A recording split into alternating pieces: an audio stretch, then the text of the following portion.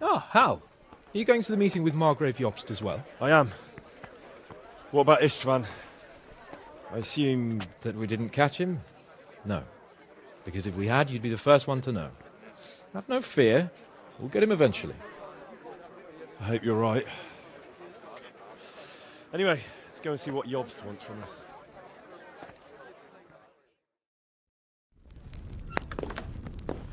My lords, Christ's blessings on you all. And on you, Lord Capon. And this is my son, Henry. I didn't know you had a son, Sir Radzig. It came as a bit of a surprise to young Henry, too. This gentleman here is John II of Liechtenstein, a member of my council. I'm honored, gentlemen. Come join us. Margrave Jobst was just about to tell us the reason for his visit. Your Grace? I'm sure we're all agreed, Your Graces, that all this unrest must come to an end. This kingdom needs a king. The question is, which king? My cousin, Wenceslas IV, who is being held in captivity. I have to confess, my lord, that your answer surprises me a little. If I'm correctly informed, until recently you sided with your other cousin, Sigismund. That I cannot deny, and I have always stated my position plainly. But times have changed. How have they changed, Your Grace? Sir, there is one thing on which we undoubtedly concur. That King Wenceslas, unfortunately, did not inherit his father's gift for governing. Sadly, his failures have cost Bohemia, the nobles, and our whole Luxembourg family a great deal of money and effort. How did the king let it go so far, damn it? It's in his temperament. He cares only for wine, women, and the hunt. A king, in fact, who never wanted to be king. Then why didn't he just let his brother have the crown? Young sir, the crown weighs heavy when there are duties to be performed, but to surrender it means giving up great privileges, too. But he did surrender power to his brother. When things started getting out of hand, Wenceslas appealed to Sigismund for help in restoring order. What, you're saying Wenceslas invited him here? This is starting to make my head spin. Actually, it makes sense when you think about it.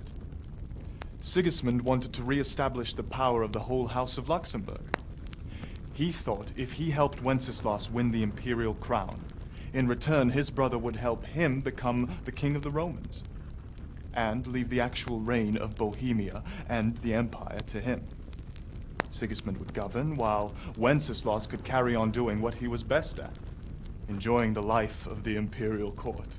Why wasn't Wenceslas crowned Holy Roman Emperor long ago? He was already elected king of the Romans. All he had to do was go and let the Pope put the damn imperial crown on his head. Who knows? Maybe he'd prefer hunting and consorting with bathhouse wenches to spending time with the Pope. Well, so would I must admit. Sigismund's plan seemed sound enough, but it didn't quite work out, did it? It worked for a while. He and his brother reached an agreement. Sigismund took over administration of the kingdom and began planning Wenceslas's journey to Rome for the imperial coronation. But then Wenceslas realized he would just be a puppet with a crown.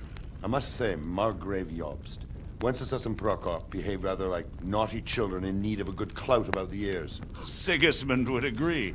He was already planning his rule of Bohemia, and all of a sudden, the rug was pulled from under him.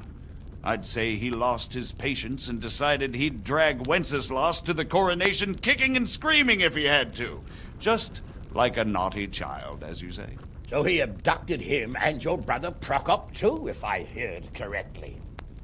Correct. And you helped him do it, if I heard correctly.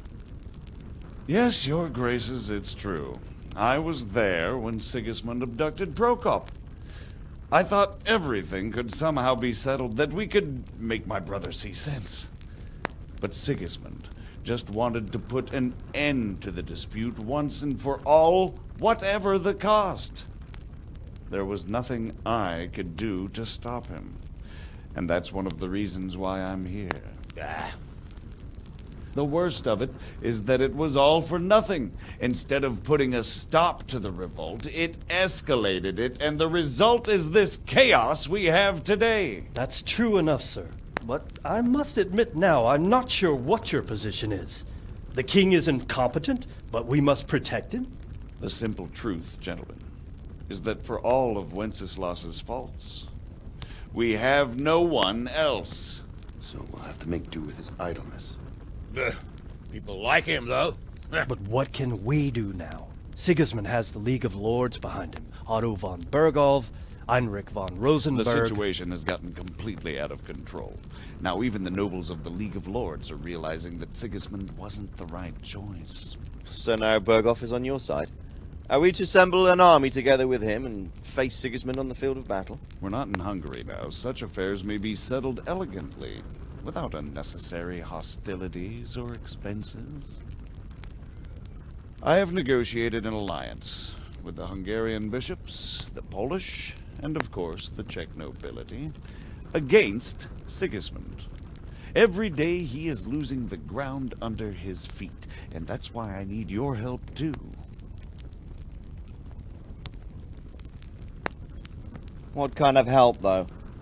Sigismund has a massive army, and Rosenberg, Berghoff, and Prague are behind him.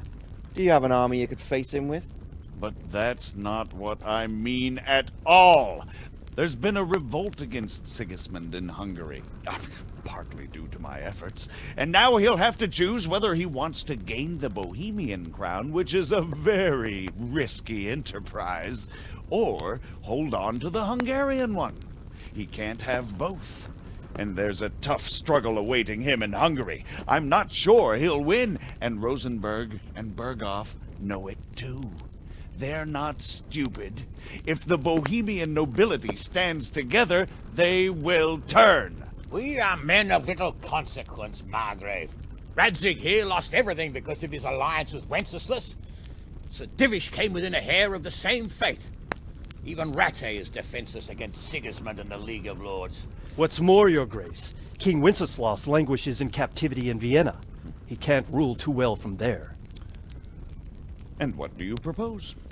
To sit with your arms folded till the Bohemian lands are turned to ashes like scarlets? We have to put a stop to this senseless war! And do you know, sir, what the true position of the League of Lords is? I'm not on the best of terms with them at this moment, so you'll have to ask them yourselves. Yes. Why not? I'll go and visit Berghoff at his castle and we'll see what he tells me.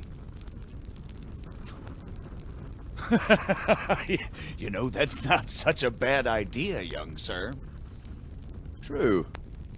Oh, a little risky. I doubt Berghoff would harm a blue-blooded envoy. And you can find out what he has to say about developments and what the League of Lords is planning. Then we'll decide what to do next. I'll help you compose a letter to him. I'd like Henry to come with me. Why not? He's proven himself an able investigator, and he'll also be a good bodyguard if anything should happen. And I'll send Sir John here to Kuttenberg to be my eyes and ears there. I believe both your reports will help us get a better grip on the situation. When can you set out? Just as soon as I've packed my things. Excellent. Margrave Jobst and I will draft a letter. Get ready, and we'll meet back here.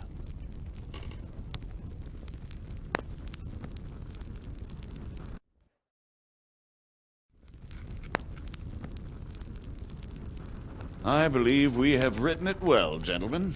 Without a doubt. No one could deduce from this whether we are Sigismund's allies or foes.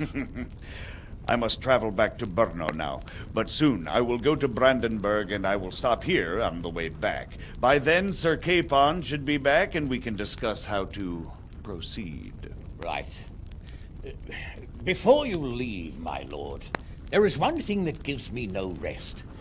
Why did Sigismund come as a foe? It makes no sense. If I may, sir, I think I can explain. Oh, please enlighten us, young sir. I live not far from Hungary, where Sigismund reigns.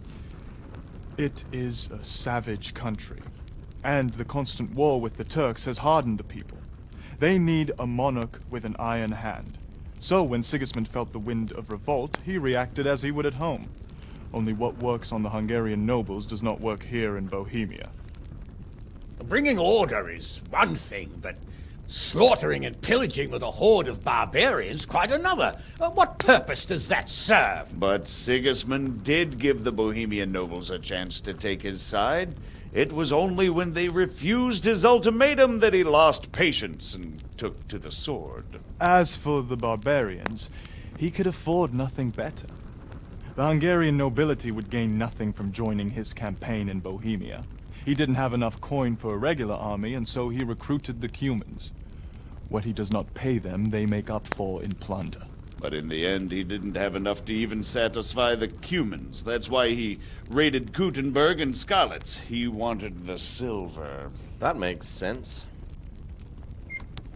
My lords, how's the letter coming along? It's done. Then we can be on our way. Now remember what we said, boy. All you have to do is deliver the letter, listen to the answer, and come back here. Don't provoke Berghoff in any way. Provoke? Me? Never, Uncle. We'll be back in a few days. Farewell, your graces. Come, Henry, my men are waiting. I wish you Godspeed.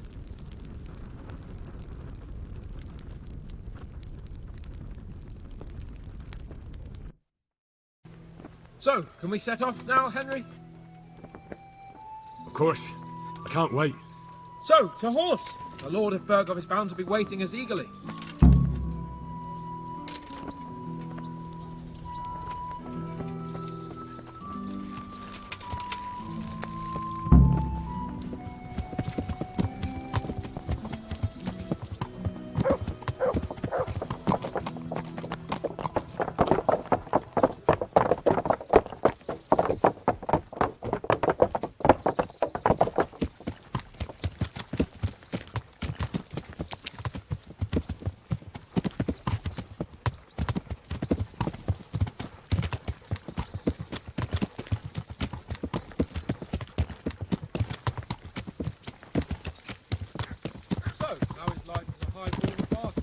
I'm getting used to it. What about Rodzig? Has he accounted for not owning up to you the whole time? He explained it. All will be well, I think. Glad to hear it. It's far more acceptable for a nobleman to befriend a noble bastard than a blacksmith's son. Mind you, don't come to blows with a blacksmith, my young lord.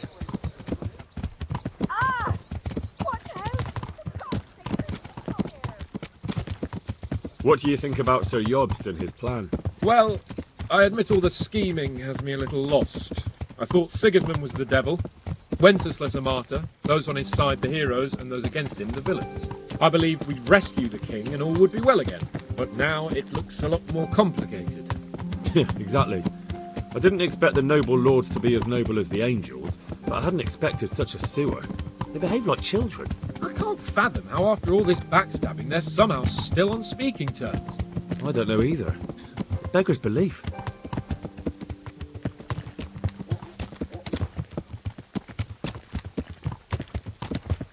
Did you know that King Wenceslas is such a...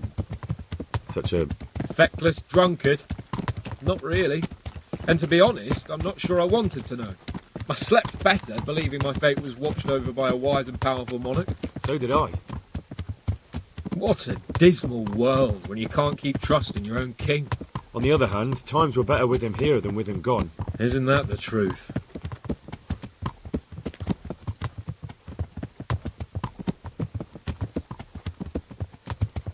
What do you think of Sigismund? If I were him, I'd have had enough of my brother even sooner. But he's a monster. Look at what those hordes of his are getting up to here. What he did in Skalitz. True enough. On the other hand, if Wenceslas and Prokop hadn't double-crossed him, none of this would have happened. No one forced him to burn Skalitz. That's a fact. But he couldn't let them shit all over him either. Not that I'm defending him, mind. He's a weasel. No doubt about that.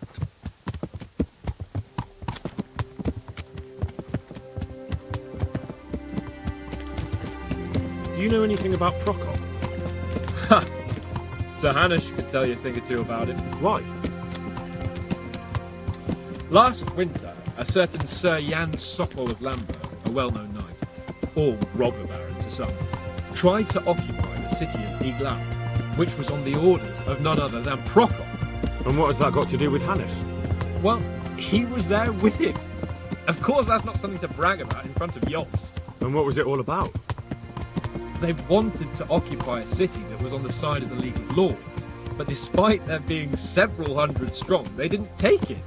For one thing, they couldn't get past the Iglau women, with their pitchforks and cauldrons of hot water. I would never have thought of Sir Hannes as such a rebel.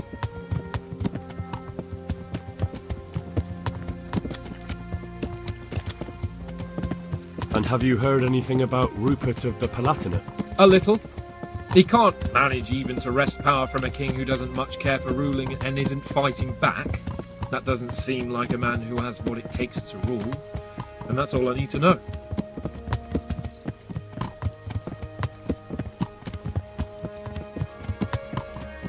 And that Berghoff we're going to see, do you know anything about him? I haven't heard much good about him, but I have a feeling that some other nobles are quite in awe of him. And his castle is apparently quite impressive. I'll be interested to see for myself.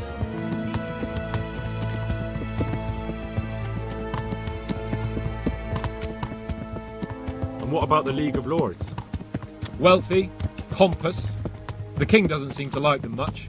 He's chosen to let the lesser ranks of the nobility into his circle, men like your father. I admit I don't blame him one bit, but the lords weren't happy about their lost influence, so they put their foot down. If I were Wenceslas, I'd have let them hang after they abducted me the first time. But he gave them seats at the provincial council? Little wonder they're back at their old tricks.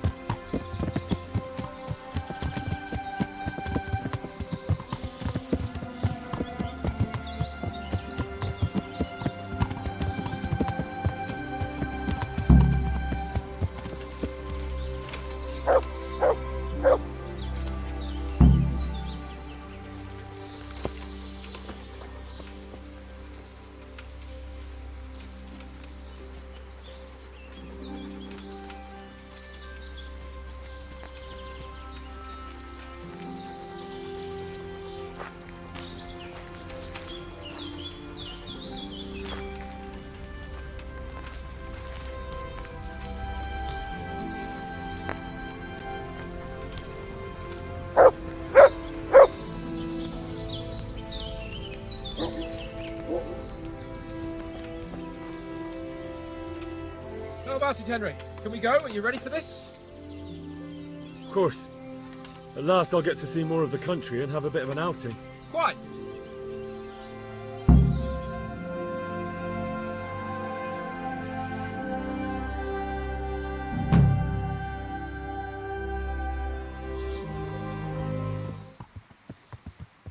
Let's get to it then. I finally have the feeling we're doing something worthwhile. We're helping to save the king. Instead of saving his drunken majesty, I'd rather find that whoreson who murdered my parents, get the sword back from him, and skewer him with it. Cheer up, Henry. I have a feeling you'll get your chance one day, and it won't be long in coming. Forward, men! Audentes fortuna juvat!